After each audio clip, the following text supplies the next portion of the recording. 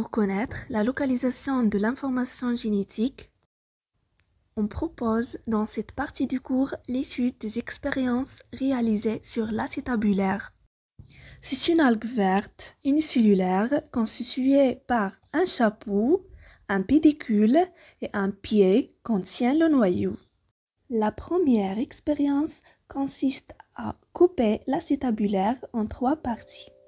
Après un certain temps, le chapeau et le pédicule meurent, alors que la partie basale croît et régénère une nouvelle algue.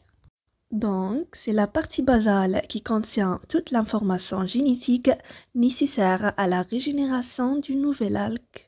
Dans la deuxième expérience, on utilise 2 types différents d'acétabulaire, l'acétabulaire méditerranéen et l'acétabulaire crenulata. L'expérience consiste à échanger les noyaux entre ces 2 types d'acétabulaire. Après un certain temps, l'acétabulaire obtenu est semblable à l'acétabulaire dans laquelle on a pris le noyau. Donc, le noyau contient l'information génétique des organismes unicellulaires. La troisième expérience étudiée est l'expérience de clonage de Gordon.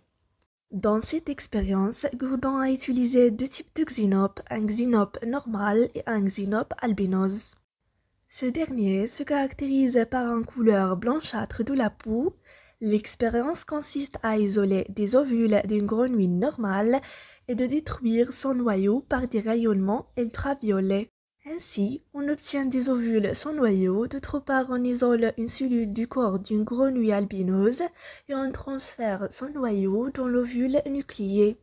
Après développement de la cellule, on obtient un xénope albinos.